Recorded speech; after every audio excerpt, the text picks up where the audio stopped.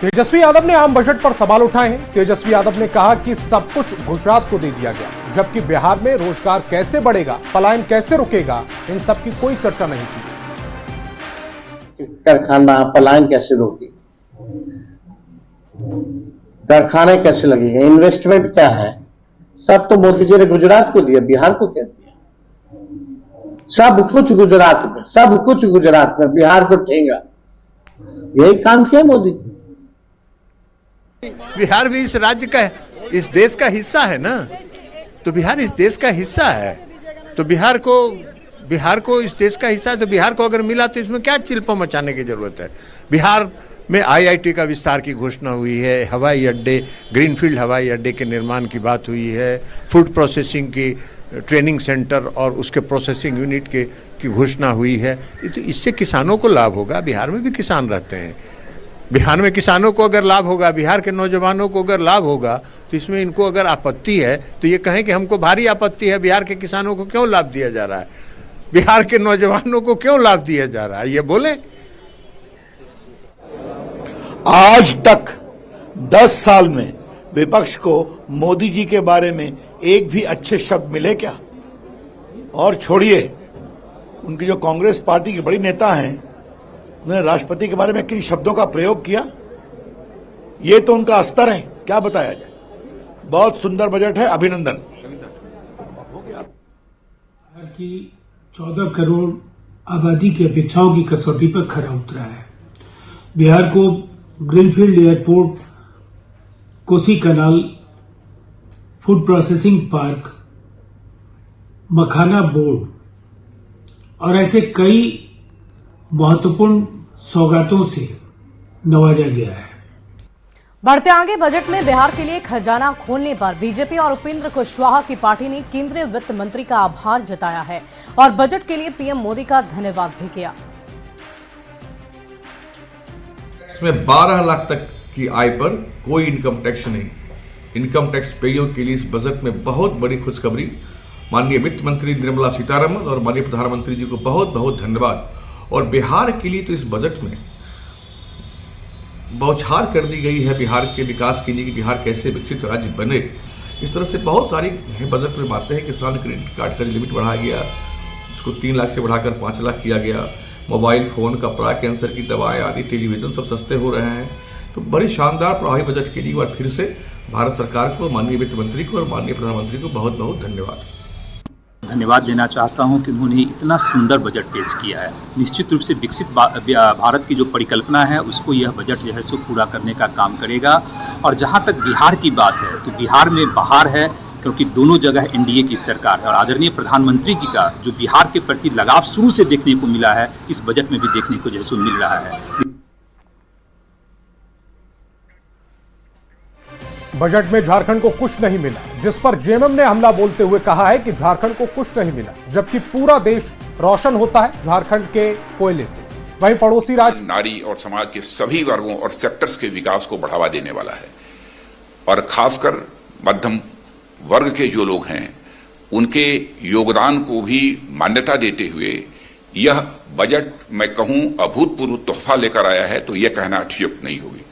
मैं पुनः एक बार इसके लिए माननीय प्रधानमंत्री जी और निर्मला जी के इस शानदार बजट के लिए मैं हार्दिक बधाई देता हूं।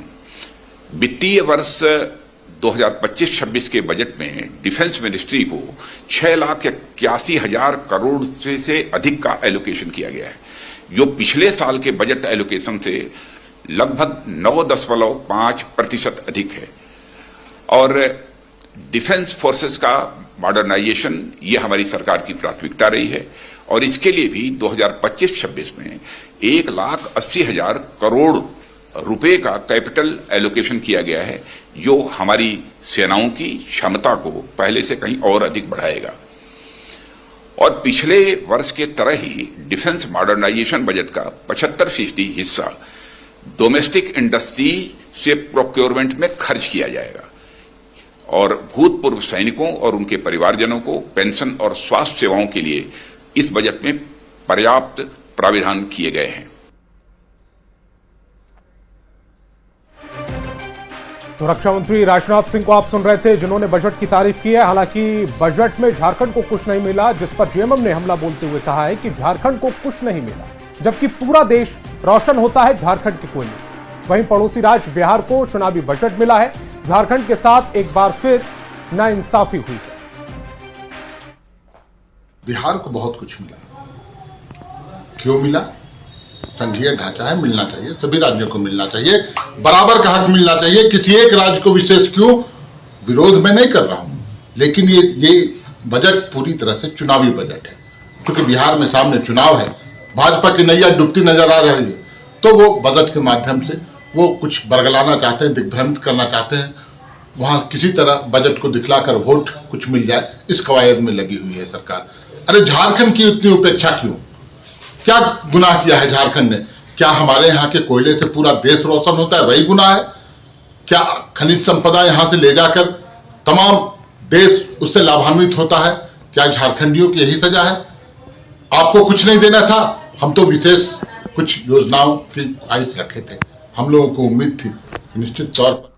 और देखिए, वित्त मंत्री निर्मला सीतारमण ने सफेद कलर की मधुबनी साड़ी पहनकर बजट पेश किया और साड़ी में वो बेहद ही खूबसूरत लग भी रही थी, क्योंकि उस साड़ी में मिथिला पेंटिंग की हुई है। और इस साड़ी को पद्मश्री कलाकार दुलारी देवी ने निर्मला सीतारमण को भेंट स्वरूप दिया था।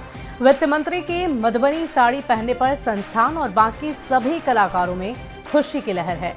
देखिए, पद्मश्री कलाकारों ने निर्मला सीतारमण के इस अंदाज को लेकर क्या कुछ कहा है।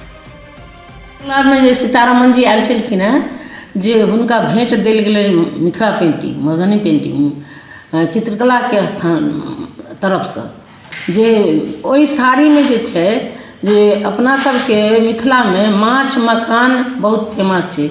ओहि साड़ी में हम दर्शेने छलियै जोरुआ माछ और कमल। तो माछ अहाँके विष्णु रूप होइ छै।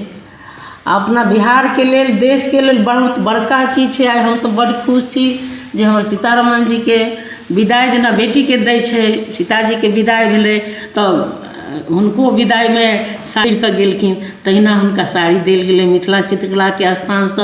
आइ मिथिला चित्रकला में हमसब बहुत खुश छी, पूरा देशवासी खुश है। हमारा जे मिथिला चित्रकला संस्थान में मैडम एला सीतारमण जी, हिनका जेना बेटी के सीताजी के विदाई भेलनि, साड़ी साया कुर्ता चूड़ी लहठी सिंदूर दूब धान सब हुनका विदाई भेलै।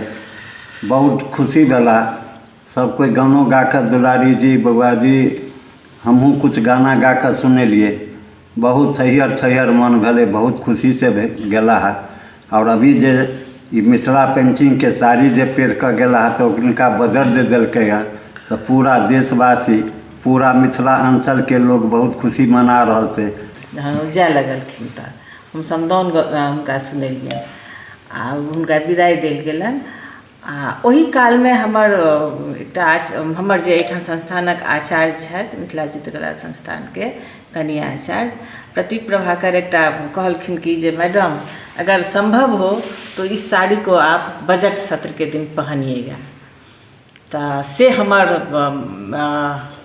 हम पूरा संस्थान दिस से उनका बहुत बहुत धन्यवाद दै छियनि। वित्त मंत्री निर्मला सीतारमण जी के बहुत बहुत धन्यवाद कहऽ चाहै छियनि। और साथ में हम बधाई देवऽ चाहै छियै मिथिला चित्रकला से जुड़ल जते कलाकार छथिन, पूरा भारतवर्ष में जते मिथिला पेंटिंग से जुड़ल कलाकार छथिन, हुनका सब गोटे के बधाई कि आइ देश में, अपन देश में और नहीं पूरा विश्व में आइ मिथिला पेंटिंग के एकमात्र साड़ी से प्रचार भ गेल।